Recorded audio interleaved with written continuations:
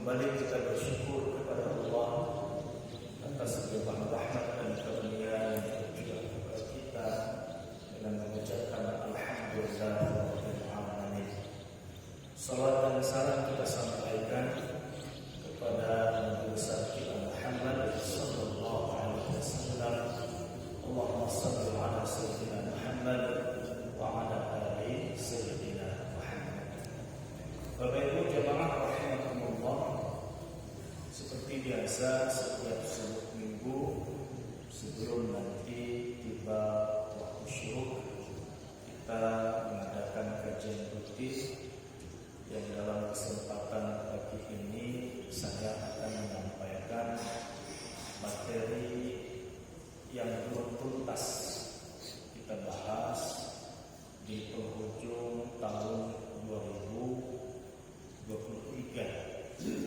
yaitu berkaitan dengan amalan-amalan yang dapat menghapus dosa-dosa kita.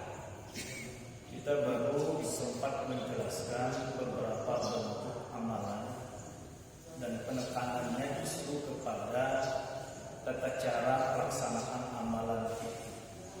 Karena jangan sampai amalan tersebut sudah luar biasa, memiliki keutamaan, tidak hanya dijanjikan pahala, pada saat bersamaan juga Allah gugurkan dosa kita, dan ini amalannya tidak banyak, hanya hitungan jari saja. Nah, makanya penting kita bahas kembali tata cara pelaksanaan amalan tersebut. Kenapa?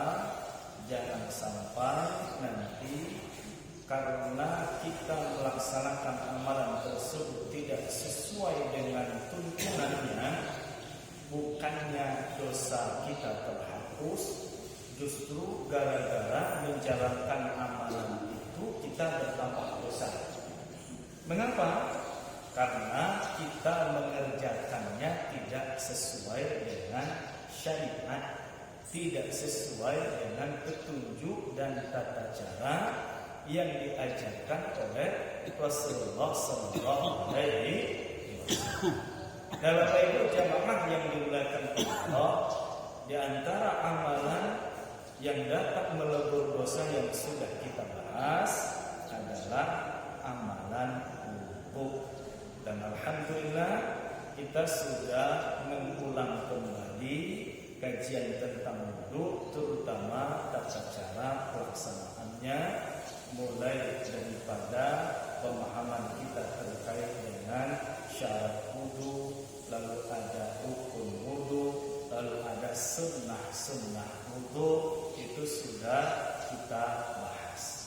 Dan dalam kesempatan pagi ini kita masuk ke amalan yang kedua yang dijanjikan oleh Allah lewat Rasul, di mana ketika kita mengerjakannya akan mendapatkan juga ganjaran berupa gugurnya dosa-dosa kecil kita. Amalan apa itu? Tentunya amalan sholat 5 waktu. Jadi amalan sholat 5 waktu ini ketika kita kerjakan, kita tidak hanya dapat pahala yang luar biasa, tetapi pada saat bersamaan sholat juga menjadi sarana, juga menjadi wasilah untuk Allah menggugurkan dosa-dosa kita. Nah, Bapak Ibu, dalam catatan, dosa yang dimaksud di sini bukan semua dosa, tetapi dosa-dosa kecil. Kalau dosa-dosa besar kan sudah kita bahas, ya, satu-satunya jalan dengan cara bertaubat. Tapi kalau untuk dosa-dosa kecil, ada sarana yang disiapkan oleh Allah. Ketika kita kerjakan sarana itu, maka dosa-dosa kita dihapus oleh Allah Subhanahu wa ta'ala. Di antaranya yang kedua yang akan kita jelaskan pada kesempatan subuh ini amalan sholat 5 waktu. Apa dalilnya? Bapak Ibu jamaah yang dimuliakan Allah Subhanahu wa taala, hadis ini sangat populer. Rasul mengumpamakan sholat 5 waktu di hadapan para sahabat ketika itu dengan seseorang yang punya rumah, lalu di depan rumahnya itu mengalir sungai. Jadi punya rumah, di depan rumah mengalir sungai yang sangat jernih. Lalu dari sungai yang jernih itu yagtasiluna minhu khamsa marrat, dia mandi 5 kali sehari. Bapak Ibu, ada yang mandi 5 kali sehari di sini? Jangankan 5 kali, 3 kali aja jarang gitu, kecuali kalau pas lagi cuaca panas kemarin. Ya, ada nih yang kemarin 3 minggu yang lalu kalau tidak salah, cuacanya panas luar biasa. Itu mungkin ada 3 kali. Kalau enggak itu paling pagi sama sore. Kadang-kadang sekali mandi pagi, ya sore tidak mandi lagi. Nah ini secara serupa, orang punya rumah, di depan rumah mengalir sungai yang bersih, lalu dia mandi 5 kali sehari semalam. Nah itu pertanyaan Rasulullah. Pertanyaan ini sekaligus analogi perumpamaan sholat 5 waktu. Bayangkan, Rasul mengumpamakan kepada para sahabat dengan sesuatu yang mustahil, ya, dimiliki oleh para sahabat. Mustahil zaman itu di daerah padang pasir ada rumah sahabat di depannya mengalir sungai. Jangankan zaman dulu, zaman sekarang saja di kota Mekah, Madinah itu belum ada aliran sungai. Ya, belum ada aliran sungai. Tapi memang bagi Bapak Ibu yang pernah berangkat umroh, ya, di tahun-tahun akhir-akhir ini memang sudah melihat perbedaan jauh, ya, kondisi tanah Arab zaman sekarang dengan zaman dulu. Ya. Saya dulu sempat berangkat tahun 2009, ketika menjadi mahasiswa. Lalu saya diizinkan kembali berangkat tahun 2017.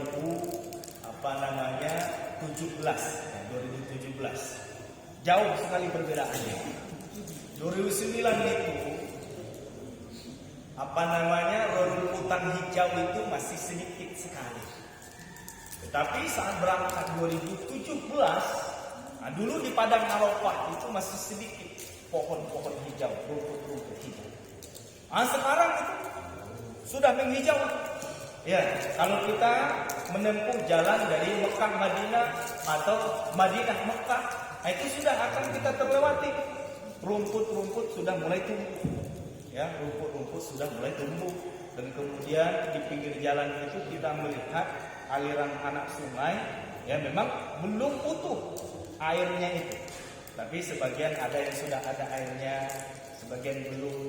Dan ini memang nanti suatu saat, ya, di akhir penghujung dunia nanti, kota Mekah Madinah itu akan kembali berhijau dan akan tumbuh anak-anak sungai di sana. Kalau sudah tumbuh anak-anak sungai, mengalir sungai di kota Mekah, kota Madinah, tumbuh tanaman-tanaman hijau, tidak lama lagi pasti akan cuman Rasul ini mengumpamakan zaman dulu, ya, sesuatu yang tidak mungkin, ya, di tengah padang pasir kering kerontang itu Rasul mengandai-andai. Kalau di depan rumah kalian ada sungai yang mengalir, lalu kalian mandi 5 kali sehari semalam di sungai itu, ayat baqamin darnihi syai'in, apakah masih ada debu kotoran menempel di tubuh kalian? Nah, para sahabat ini tidak perlu mikir untuk menjawab pertanyaan Nabi itu. Kalau 5 kali sehari semalam mandi, la yabqa min darnihi syai', tentu tidak akan ada lagi debu kotoran yang menempel di tubuh kami ya Rasulullah. Lalu beliau sallallahu alaihi wasallam bersabda, "Fadzalika shalawatul khams." Itulah perumpamaan salat 5 waktu. Yamhullahu bihinna al-khataya. Dengan salat 5 waktu itu Allah menghapus dosa-dosa. Ini dalil bahwa amalan salat tidak hanya diberi ganjaran pahala, tetapi juga ada ganjaran dapat menghapus dosa. Bahkan di dalam riwayat yang lain itu disebutkan, ketika seseorang berdiri salat, yu'ta bidzunubihi, didatangkan dosa-dosanya, lalu diletakkan di atas kedua bahu dan ubun-ubun.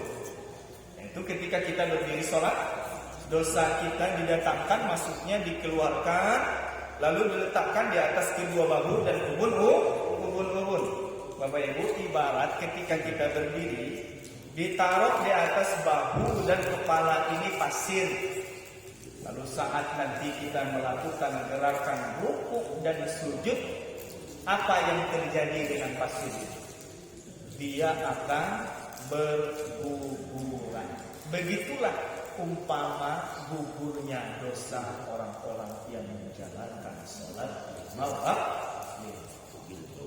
Nah, ini Bapak Ibu jamaah yang dimuliakan Allah Subhanahu wa taala, amalan kedua yang kalau kita amalkan dapat menggugurkan dosa.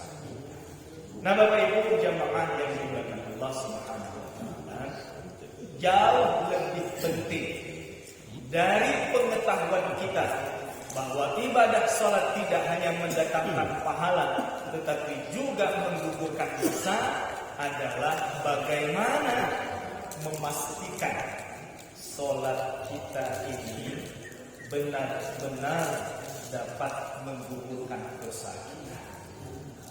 Karena kenapa Bapak Ibu? Karena kita mendapatkan informasi langsung dari Allah. Ya. Orang itu sholat, tapi bukannya dijanjikan pahala, dijanjikan surga, atau digugurkan dosanya. Tidak, justru terjadi kebalikannya, mendapatkan ancaman neraka. Nah, ini yang harus kita waspadai. Fawailul lil musallin alladzina hum an salatihim sahun. Neraka wail orang yang sholat. Ini kan sangat bertolak belakang dengan harapan kita. Bukannya pahala dan dosa ya terhapus dari diri kita, justru diancam dengan neraka gara-gara sholat. Artinya apa? Artinya terkait dengan ibadah sholat ini, kita tidak hanya terlena dengan janji luar biasa terhadap amalan ini, tetapi kita harus memastikan bahwa ibadah sholat kita ini benar-benar ya dapat menunaikan atau dapat memenuhi apa yang dijanjikan oleh Allah dan Rasulnya. Maka dari itu Bapak Ibu jemaah yang dimuliakan Allah, sering kita sampaikan, pasar jalan sering dilewati, lancar kaji sering diulang. Tidak apa-apa kita mengulang-ulang tentang pelajaran kita terkait dengan tata cara pelaksanaan sholat. Walaupun kita belajar sholat ini kan dari kecil, ya dari kecil, tapi kadang-kadang seringkali orang itu tersandung oleh batu atau kerikil kecil daripada batu besar. Nah, makanya penting walaupun ini ya terkait dengan cara pelaksanaan sholat, bagi kita mungkin ini materi yang ringan. Nah, cuman kalau kita tidak hati-hati, sesuatu yang kecil inilah justru yang membuat kita tersandung.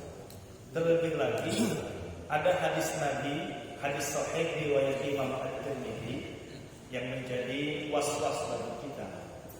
Ada seseorang 60 tahun sholat, tidak satupun dari sholatnya itu diterima Allah. Nah, itu menjadi perhatian kita, jangan sampai masuk kelompok tersebut. Ya, kita sholat sudah capek-capek, berdiri, rukuk, duduk, sujud, justru ibadah kita tidak terima, justru dengan sholat kita mendapat ancaman neraka lahir. Nah, Bapak Ibu, singkat saja, ringkas saya mengulas kembali tentang tata cara pelaksanaan sholat ini. Kunci dasarnya ketika kita menjalankan sholat, shollu kama ra'aitumuni usolli. Sholatlah kalian, kata Nabi, sebagaimana kalian melihat aku sholat. Ibu-ibu pernah nengok Nabi sholat? Jangankan ibu-ibu, kita tanya Pak Imam saja, tidak pernah Pak Imam melihat Nabi itu sholat. Kalau kita pernah melihat sekali saja kan bisa kita niru. Ini ya, sekali saja tidak pernah. Jangankan melihat langsung, melihat videonya saja tidak pernah. Iya. Kalau ada videonya kan pernah. Ada YouTube-nya, kan kita tonton YouTube Nabi melaksanakan sholat. Tapi ini kan tidak pernah, tidak mungkin. Lalu bagaimana cara melihat Nabi sholat itu? Lihatlah sholat para ulama. Artinya berguru di dalam sholat. Karena guru kita itu ya belajar dari gurunya dari gurunya sampai nanti gurunya itu belajar dari tabi'in belajar dari sahabat nanti belajar dari Rasulullah. Sallu kama ra'aitumuni usolli. Bapak Ibu, ilmu pokok tentang tata cara sholat itu tidak banyak, 5 hal saja. Pertama, ilmu terkait dengan syarat sah. Yang kedua, ilmu terkait dengan rukun sholat. Yang ketiga, ilmu yang terkait dengan sunnah sholat, sunnah ya dalam kita melaksanakan sholat. Yang keempat, ilmu yang terkait dengan hal-hal yang membatalkan sholat. Yang kelima, ilmu yang terkait dengan makruh sholat. 5 hal ini yang inti dari tata cara kita sholat. Kita ulang singkat saja. Masalah syarat. Syarat sholat tidak banyak, syarat sah, karena ada syarat wajib, syarat sah. Kalau syarat wajib itu 3. 1, Islam. 2, balik. Nah, jadi kalau dia Islam belum balik tidak wajib. Tapi bisa saja sholatnya sah, asal terpenuhi syaratnya. Karena orang Islam itu kan disuruh sholat semenjak 7 tahun. Nah, 7 tahun itu, kalau dia terpenuhi syarat rukun sholat, walaupun dia belum wajib, sholatnya sah. Dia berpahala, orang tua yang mengajarkan anaknya yang baru 7 tahun itu sholat berpahala. Walaupun dia belum wajib, karena belum balik. Itu yang kedua, balik. Yang ketiga, Islam, balik sudah. Nah, cuman mohon maaf, ya. Jadi lagi perawatan di rumah sakit jiwa. Nah, jadi gila, orang gila itu tidak wajib sholat dan dia tidak berdosa. Nah, jadi satu-satunya solusi Bapak Ibu, orang Islam yang sudah balik ya dan dewasa, tidak mau sholat tapi tidak mau dosa, itu gila. Satu-satunya jalan. Kalau dia gila tidak sholat, Jumat bertahun-tahun tidak dikerjakan, tidak ada dosanya itu, karena gila. Tapi kalau tidak gila, wajib sampai mati gila. Ya, sampai mati. Ini 3 syarat wajib. Kemudian yang kita bahas ini syarat sah. Syarat sah itu 4.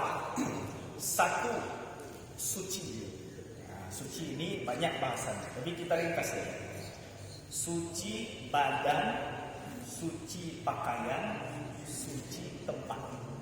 Jadi 3 ini harus dipastikan benar-benar bersih atau suci. Badan harus suci dari 2 hal. Dari najis, dari hadas. 2 hal ini harus dipastikan. Najis itu kotoran yang nampak, ada bendanya nempel di badan kita. Sedangkan hadas itu kotoran hukmi, Nggak nampak kita berhadas, tetapi hukum kita kotor, tidak suci. Makanya untuk badan ini harus dipastikan suci dari hadas, suci dari najis. Nah, kalau dari hadas ini dua, berwudu kalau hadas kecil, mandi kalau hadas besar. Kalau tidak bisa wudu mandi bisa diganti dengan tayamum. Bagaimana bersuci dari najis? Mudah. Ya, najis itu tiga nanti. Ada najis mukhaffafah ringan, ada najis mutawassithah sedang, ada najis mughallazah berat. Najis ringan cuma satu. Air kencing bayi perempuan yang belum berusia 2 tahun dan belum mengkonsumsi sesuatu selain ASI. Cuma satu saja. Nah, kalau kita terkena najis ringan ini bagaimana cara mensucikannya? Cukup dengan memercikkan air. Tidak perlu dibasuh. Ini kalau najis ringan. Lawan dari ringan berat. Najis berat 3. Air liur anjing, air liur babi, air liur perkawinan dari keduanya. Begitu luar biasa ulama-ulama fikih zaman dahulu sampai terpikirkan. Misalkan sekarang kan ada canggih. Ya, misalkan dipadukan, dikawinkan antara babi dan anjing. Lahir sesuatu makhluk yang diberi nama bajing. Bajing itu apa? Babi, anjing. Namun nampaknya itu istilah kasar sebenarnya, bajingan itu begitu, gabungan kedua. Nah, kalau dengan teknologi lahir hewan baru dari perkawinan antara babi dan anjing, air liurnya tetap termasuk air liur najis berat. Cara bersucinya khusus. Bahasa kita disama. Bagaimana disama itu? Kalau misalkan ya lantai kita, betis kita dijilat oleh anjing, disuci dengan disiram, itu belum bisa dibawa sholat karena belum bersih. Caranya apa? Harus disama. Disama itu bagaimana? Dibasuh sebanyak 7 kali, salah satu dicampur dengan tanah. Nah, ini untuk najis berat. Yang umum najis sedang. Ya, yang umum ini najis sedang. Nah, untuk najis sedang ketika menempel di badan kita mudah cara bersucinya. Bersihkan dengan air sampai hilang 3 sifat. Apa itu? Zat, bau, warna. Jangan rasa nanti. Zat, bau, rasa harus dijilat dulu. Ini masih asam apa tidak itu. Jadi warna apa? Zat, bau, warna. Kalau hilang 3 sifat ini, maka tubuh kita menjadi suci atau menjadi bersih. Nah, itu untuk badan. 2 hal yang harus kita perhatikan, suci dari hadas, suci dari najis. Kalau pakaian satu saja, hanya najis. Bapak Ibu, baju ini berhadas nggak? Nggak ada, dia nggak ada hadasnya. Ya, tapi bisa bernajis. Nah, kalau terkena najis baju kita, maka harus dibersihkan dengan air, hilang 3 sifat tadi. Begitu juga tempat kita sholat, hanya kita pastikan bersih dari najis. Nah, kalau sudah terpenuhi suci badan, pakaian, tempat, itu terpenuhi syarat sah yang pertama. Yang kedua, menutup aurat. Ya, laki-laki pusar lutut. Cuman jangan mentang-mentang. Ya, kita ini aurat laki-laki pusar lutut pas sholat di rumah pakai ikat sarung atas saja, atau sholat hanya pakai singlet. Sah secara fikih, tetapi secara adab tidak masuk. Masa tidak ketemu gubernur aja pakai baju batik yang paling bagus. Nah, ini menghadap Allah cuma pakai singlet. Tetapi secara hukum sah itu. Ini hanya laki-laki, jangan yang ibu-ibu. Yang sholat pakai singlet saja batal. Karena ibu-ibu itu ya, seluruh tubuhnya aurat kecuali wajah dan telapak tangan. Nah, ini syarat kedua. Gampang, ini sudah selesai. Yang ketiga adalah masuk waktu. Dipastikan kita mengerjakan sholat itu sudah ada di dalam waktu. Kalau kita melaksanakan sholat sebelum waktunya, walaupun hanya sesaat atau sebentar, sholat kita batal. Contoh, sekarang untuk waktu zuhur, ya kita lihat waktu zuhur berdasarkan jam digital ini 12 12:27. Ya. Kemudian 12:26 30 detik. Berarti kurang 30 detik lagi masuk waktu zuhur. Dia sudah takbir, niat Allahu Akbar, baru masuk waktu zuhur. Sahkah sholatnya? Batal. Sholatnya batal. Walaupun hanya satu bacaan di luar waktu. Kan 30 detik itu kan belum masuk waktu zuhur. Satu bacaan batal sholat. Nah, ini kalau waktu belum masuk. Tapi bagaimana kalau kehabisan waktu?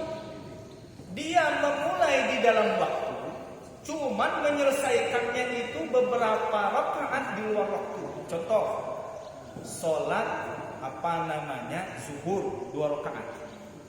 Pas selesai tahiyat awal, Allahu Akbar, Allahu Akbar, Allahu Akbar, azan asar. Waktu habis. Zuhur masih tersisa 2 rakaat. Nah, bagaimana nasib sholat dulu? Waktulah habis. Ya, sholat belum selesai zuhur ini, masih nyisa 2 rakaat. Berarti kalau kita teruskan, yang 2 rakaat ini sudah di luar waktu. Kita mengerjakannya dalam waktu asar. Waktu zuhur habis, orang azan. Kita baru selesai tahiyat awal. Nah, bagaimana hukum sholat kita? Apakah berhenti di situ kalau sudah habis waktunya? Tidak. Teruskan, sholat kita sah tapi berdosa. Nah, beda dengan belum masuk waktu tadi. Walaupun hanya satu bacaan belum masuk waktu, tidak sah. Kenapa? Karena masuk waktu itu syarat sah. Tapi yang tadi, sholat kita sah asal memulainya di dalam waktu, mengakhirinya di luar waktu, itu sah, cuman berdosa. Ini perbedaannya masuk waktu dengan sholat di dalam waktu, tapi menyelesaikannya sudah keluar waktu. Kemudian yang terakhir, yang keempat, menghadap kiblat. Nah, ketika 4 hal ini terpenuhi, itu sudah sekitar 50% mempengaruhi sah tidaknya sholat kita.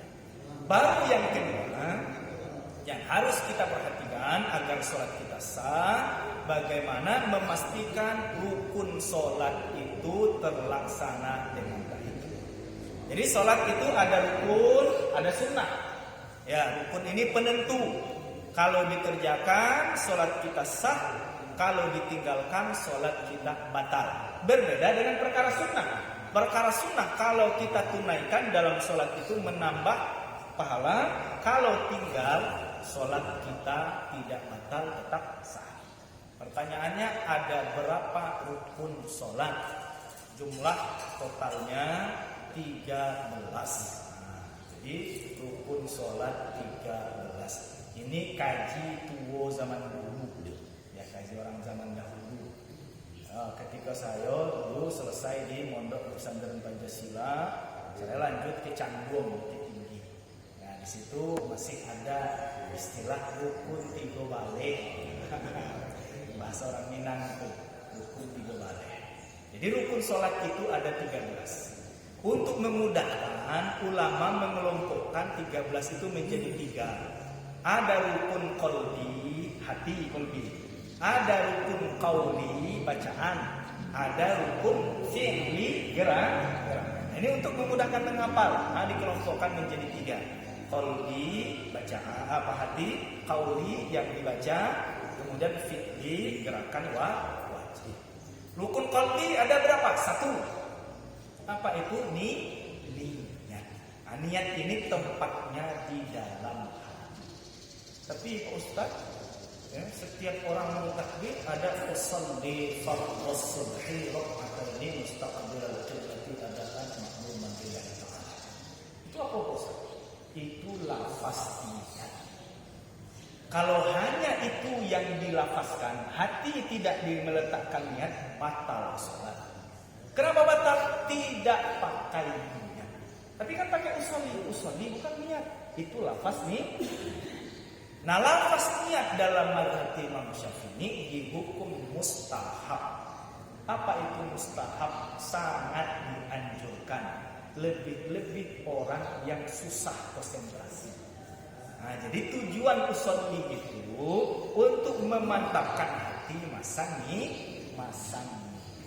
Nah, makanya kalau dalam mazhab Imam Syafi'i, masang niatnya itu antara A dengan Ro. Itu sebab Ro itu apa maksudnya, Ustaz? Allahu Akbar. Huruf terakhir kan A, huruf pertama hamzah.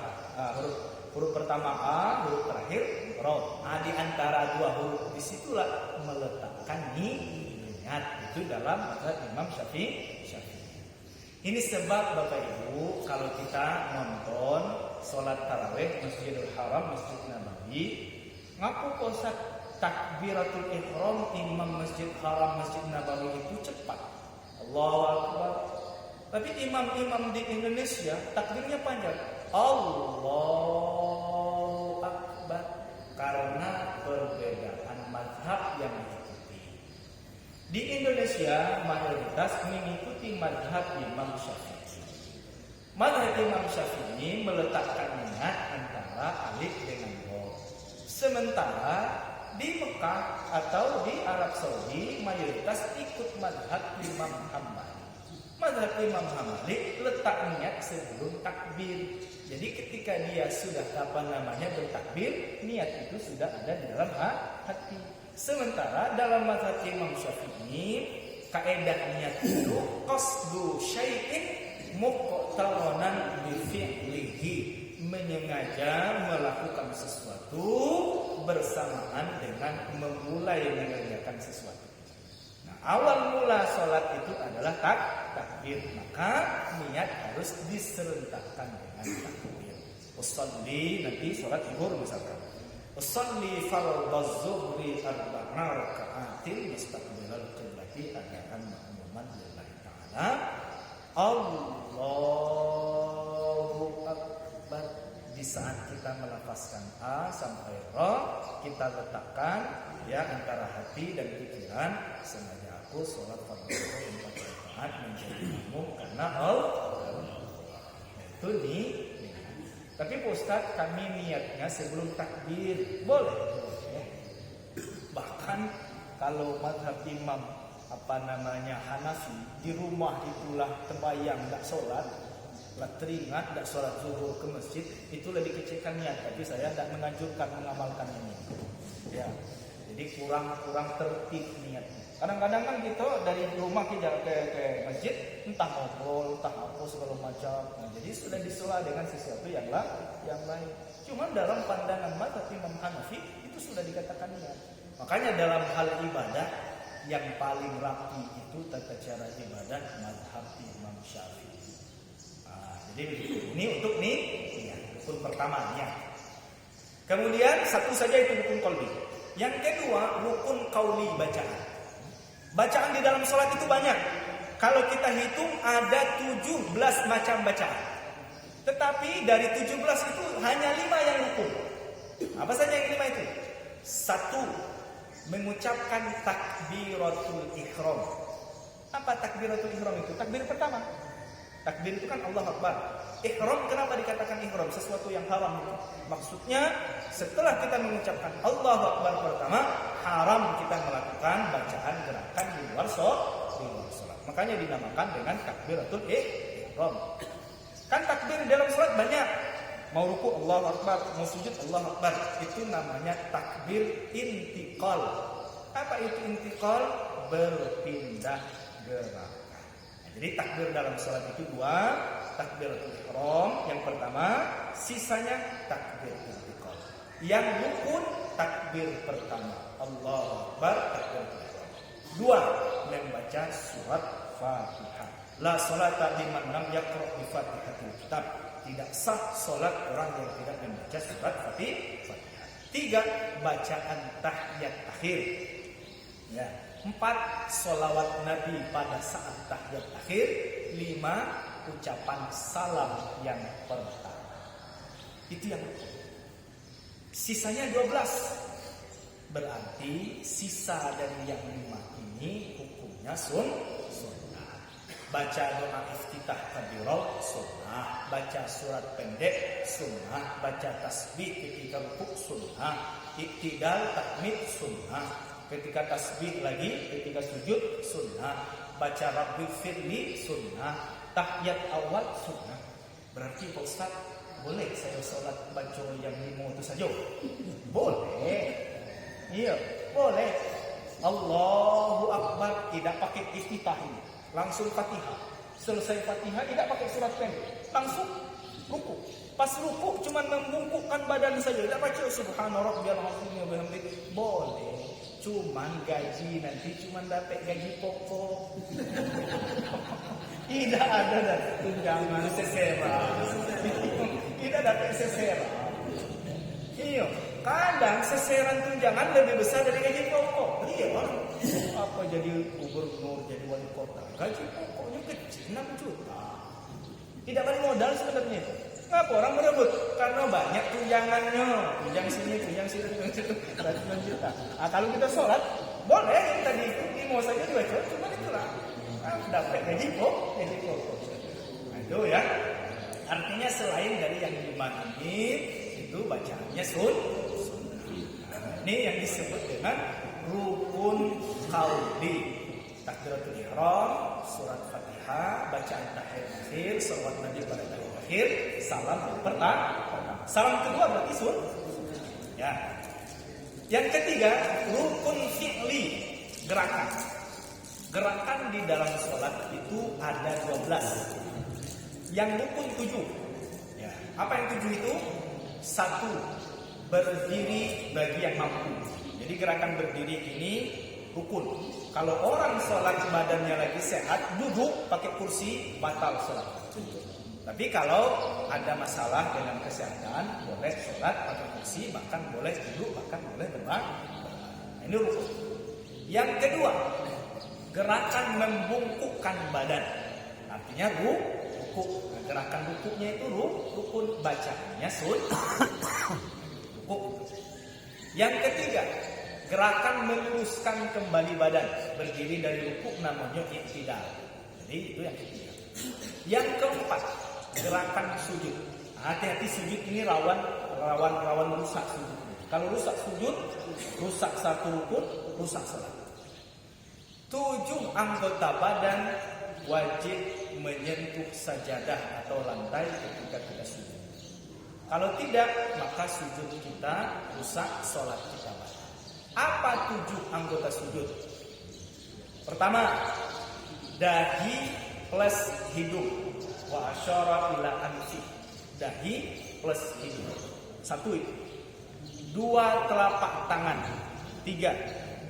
2 lutut. 5. 2 jari-jari kaki. 7. Itulah anggota 7 yang sujud itu ya. Dahi plus hidung. Jadi yang rukun itu adalah dahi, bukan hidung. Hidung hanya penyempurna. Ketika orang sujud, dahi nempel, hidung tergantung, sah sujudnya, sah tapi kurang sempurna. Tapi kalau sebaliknya, hidung nempel, dahi tergantung, cak mana puluh. Orang barat, kalau kita ini kemungkinan hidung yang tergantung. Ya, hidung pesek gitu. Tapi dia nyampak hidung itu. Saking ke dalamnya hidung. Cuman kalau orang barat, dia sujud hidungnya kan panjang.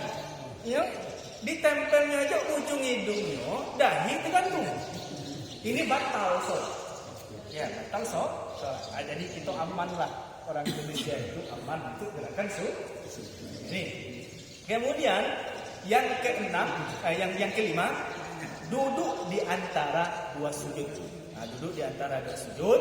Kemudian yang keenam, duduk tahiyat akhir. Baru yang ketujuh, tumak ninah. Apa itu tumak ninah? Tumak ninah itu berhenti sejenak pada tiap gerakan.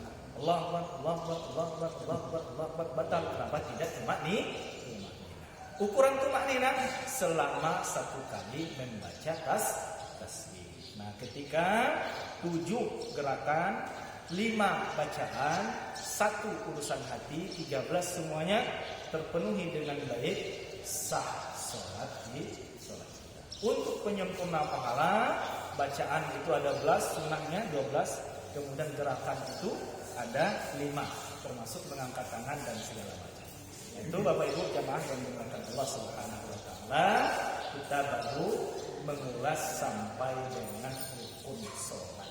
Insyaallah kalau kita diberikan umur dan ketemu pada pertemuan selanjutnya, kita tuntaskan rincian uraian tentang perkara-perkara mulai sunnah bacaan, termasuk sunnah gerakan, termasuk nanti tata cara melakukan gerakan di dalam sholat agar sesuai dengan tuntunan Rasulullah.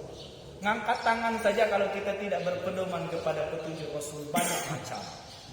Ada orang yang terlalu semangat, lewat kepala tangannya, Allah, terus semangat. Ya. Kemudian ada juga yang kebalikannya, canda, Allah. Dikit aja dia ngangkat. Saya pernah mendapat pertanyaan mahasiswa, Pak, di kampung kami itu ada orang yang sholat ketika takbir sebelum bersedekap tangannya diputar macam mana? Ada yang bertanya. Terus dia menjelaskan dasarnya. Dasarnya apa? Jadi dalam melakukan sesuatu kita harus memulai sesuatu yang kanan. Ini dalilnya. Kalau kita langsung bersedekap, berarti mulainya dari yang kiri. Itu logika dia. Mulai dari yang kiri. Nah, kiri itu kan. Nah, supaya kita ini melakukan apapun itu, apalagi dalam gerakan sholat ini mulai dari kanan, makanya diputar. Saya jawab, itu sebenarnya ngeprank masuk kanan. Ini cuma Allah. Kenapa? Karena walaupun dia putar, nanti yang duluan menyedekap itu kan yang kiri itu. Nah, itu mending dari awal saja langsung jatuh tangan kiri dulu kita. Itu tidak perlu diputar. Itulah banyak macamnya. Nah, tapi kalau kita merujuk kepada sabda hadis Rasulullah, insya Allah nanti sama gerakan sholat kita. Kalaupun beda tipis-tipis. Ya, itu nanti kita bahas juga terkait dengan di mana meletakkan sedekat kedua tangan. Bapak Ibu, demikian materi kajian kita pada kesempatan ini. Mudah-mudahan berkah dan manfaat. Mari kita tutup dengan membaca doa kafaratul majlis. Subhanaka Allahumma rabbana wa bihamdika asyhadu an la ilaha illa anta astaghfiruka wa atubu ilaik. Terima kasih atas perhatian. Mohon maaf jika salah. Assalamualaikum warahmatullahi wabarakatuh.